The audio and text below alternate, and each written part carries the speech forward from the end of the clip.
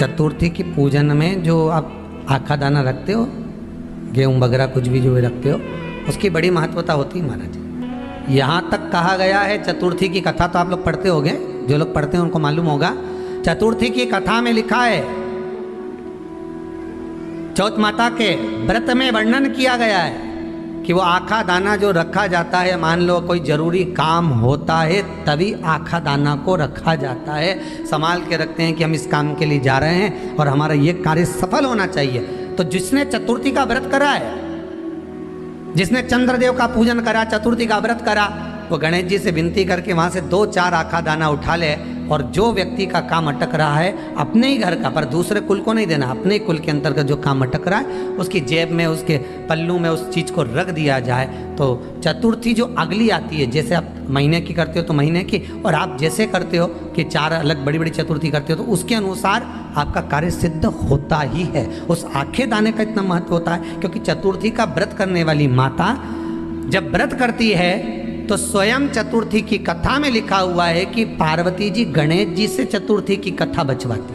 तो चतुर्थी की कथा जब होती है तो उसको स्वयं गणेश जी बाच रहे हैं। तो व्रत कौन सुन रही है? माता पार्वती। और आपने जो आखा दाना लिया वो गणेश जी के भाव से लिया, गणेश जी से निवेदन करके, विनय करके, प्रार्थना कर उसको प्राप्त किया। तो जिनकी यहाँ संपदा की कमी होती है, वैभव की कमी होती है, लक्ष्मी की कमी होती है, प्रतिष्ठा की कमी होती है, धन की कमी होती है, उसके लिए बुधवार के दिन अगर शंकर पर 1 लोटा पानी चढ़ाया जाता है तो जिन लड़कियों का विवाह नहीं हो रहा, जिन बच्चों का विवाह नहीं हो रहा, उन बच्चों के भी विवाह हो जाते हैं। हमारा वृद्धि से मतलब होता है जिस कन्या या वर का विवाह नहीं होता, 40 साल हो गए या 30 साल हो गए, या जब 28 के बाद में लड़का लड़की क्रॉस हो जाए कि 29 में, 30 में, 32 में, 34 में, 40 तक पहुंच गए और विवाह नहीं हो रहा है, तब बेलपत्री के जो पेड़ होता है, वृक्ष होता है, उस वृक्ष की जो डाली होती है, उस डाली के मनकों से जो माला बनती है, बाजार में भी मिल जाती है बेल की माला, उस माला को भगवान शंकर को समर्पित कर कर बेलपत्री के वृक्ष के नीचे बैठ कर भगवान शंकर का पंचाक्षर मंत्र का जाप करना है। कौन सा मंत्र है? पंचाक्षर। पंचाक्षर मंत्र कल बताया था, नमः शिवाय। अगर रसोई घर से भोजन में तुलसी डलकर अगर ठाकुर जी के सामने वो थाली रखी तो ये पक्का है वो थाली ठाकुर जी नहीं जीमेंगे, क्योंकि उसमें तुलसी रखी हुई आई है। हाँ, जब ठाकुर जी के सामने थाली रखा गई और तुमने थाली रखने के बाद में मंदिर के सामने बैठ के फिर तुलसी डाली तो ठाकुर जी उसको स्वीकार कर लेते हैं। क्यों?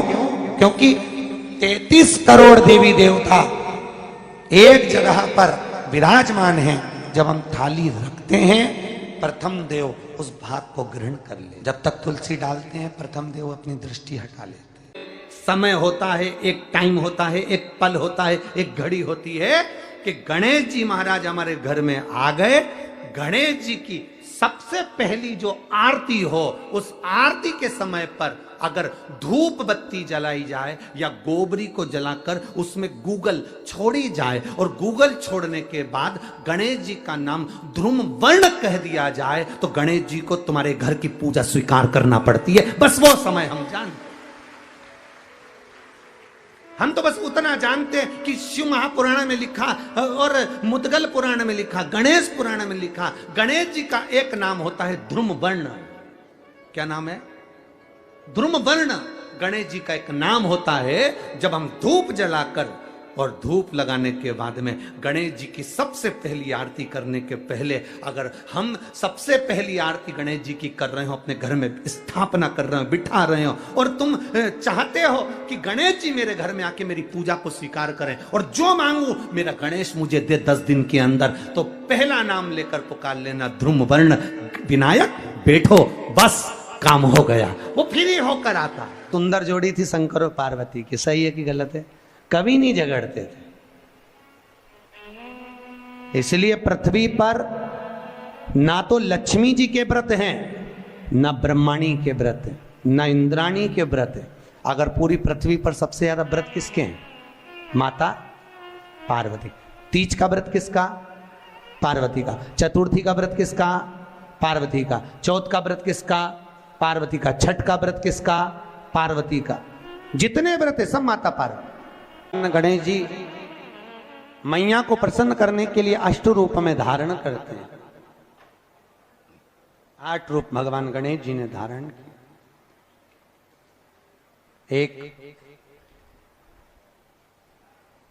मयूरेश्वर गणेश, दूसरा सिद्धि विनायक, तीसरा बल्लालेश्वर, फिर वरद विनायक, फिर चिंतामणि, फिर गिरजात्मज, फिर भगवान गणेश विघ्नेश्वर अष्ट विनायक, फिर महागणपति।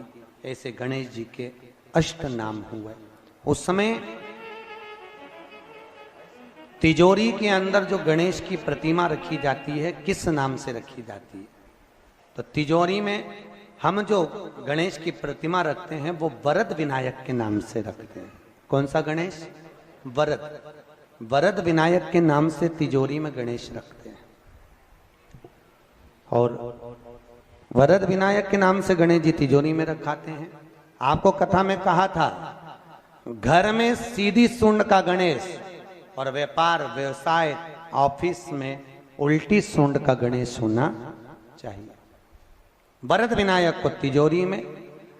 जब मकान का गृह प्रवेश होता है तो गणेश जी की पूजन जो दरवाजे पर करी जाती है उसे सिद्धि विनायक गणेश कहते हैं। कौन सा गणेश? सिद्धि विनायक।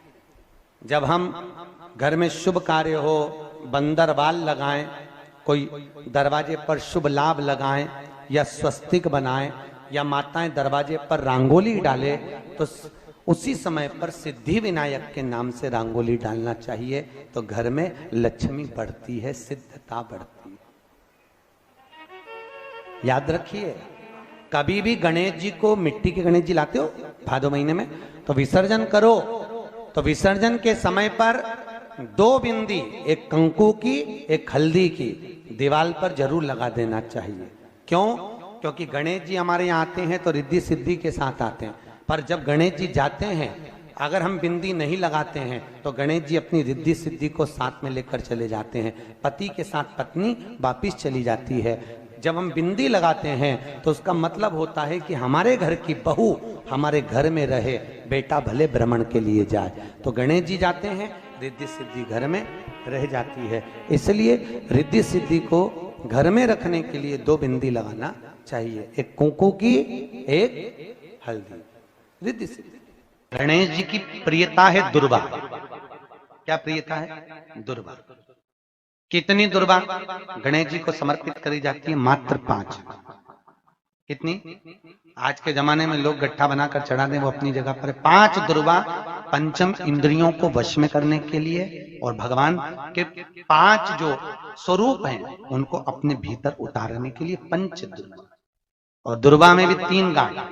जब दुर्वा समर्पित करी जाती है तो उसमें नीचे दुर्वा की डंडी पर गांठ रहती है, 3 छोटी छोटी गांठें होना चाहिए। चतुर्थी का जो व्रत करने वाली होती हैं, जो चतुर्थी का पूजन करने वाली होती हैं, उनके भीतर का एक भाव होता है कि जैसे ही शाम का समय आए चंद्रदेव का पूजन करें। चंद्र जब प्रकट हो जाए, कलश भर लिया, उसके नीचे आखा दाना रख दिया, चावल गेहूं जो भी आप रखते हो पूजन के लिए, ऊपर पात्र आदि रख दिया, जलाशय, फिर अपन ने घी का दिया लगाकर पूजन भी कर ली। तो जो चतुर्थी का पूजन करने वाली होती है, जो चतुर्थी का नियम व्रत धारण करने वाली होती हैं, बड़ी बड़ी चतुर्थियां करती हैं या उसका नियम धारण करती हैं, तो चतुर्थी का जो पूजन करती है वो किस चीज के लिए होता है? केवल संतान, पुत्र, परिवार, हमारा कुटुंब, हम जिस कुल में हैं, हमारा कुल वैभव की ओर बढ़े, संपदा की ओर बढ़े और उसकी आयु बढ़े, उसकी आयु बढ़े, वैभव बढ़े। बहुत ध्यान दीजिएगा महाराज। चतुर्थी की पूजन में जो आप आखा दाना रखते हो, गेहूं वगैरह कुछ भी जो रखते हो, उसकी बड़ी महत्वता होती है महाराज। यहां तक कहा गया है, चतुर्थी की कथा तो आप लोग पढ़ते होंगे, जो लोग पढ़ते हैं उनको मालूम होगा। चतुर्थी की कथा में लिखा है, चौथ माता के व्रत में वर्णन किया गया है कि वो आखा दाना जो रखा जाता है, मान लो कोई जरूरी काम होता है तभी आखा दाना को रखा जाता है, संभाल के रखते हैं कि हम इस काम के लिए जा रहे हैं और हमारा ये कार्य सफल होना चाहिए। तो जिसने चतुर्थी का व्रत करा है, जिसने चंद्रदेव का पूजन करा, चतुर्थी का व्रत करा, वो गणेश जी से विनती करके वहां से 2-4 आखा दाना उठा ले और जो व्यक्ति का काम अटक रहा है अपने ही घर का, पर दूसरे कुल को नहीं देना, अपने ही कुल के अंतर्गत जो काम अटक रहा है उसकी जेब में, उसके पल्लू में उस चीज को रख दिया जाए। तो चतुर्थी जो अगली आती है, जैसे आप महीने की करते हो तो महीने की, और आप जैसे करते हो कि 4 अलग बड़ी बड़ी चतुर्थी करते हो तो उसके अनुसार आपका कार्य सिद्ध होता ही है। उस आखे दाने का इतना महत्व होता है क्योंकि चतुर्थी का व्रत करने वाली माता जब व्रत करती है तो स्वयं चतुर्थी की कथा में लिखा हुआ है कि पार्वती जी गणेश जी से चतुर्थी की कथा बचवाती। चतुर्थी की कथा बाची किसने थी? स्वयं गणेश जी महाराज ने। और सुनी किसने थी? माता पार्वती। बाचने वाले गणेश जी थे, सुनने वाली माता पार्वती थी। तो चतुर्थी की कथा जब होती है तो उसको स्वयं गणेश जी बाच रहे हैं। तो व्रत कौन सुन रही है? माता पार्वती। और आपने जो आखा दाना लिया वो गणेश जी के भाव से लिया, गणेश जी से निवेदन करके, विनय करके, प्रार्थना कर उसको प्राप्त किया। जितने आस्था चैनल पर कथा सुन रहे हो, जितने फेसबुक और यूट्यूब पर सुन रहे हो, और जितने इस छत्तीसगढ़ की पावन धरा पर बैठकर सुन रहे हो, बहुत सावधानी से सुनना।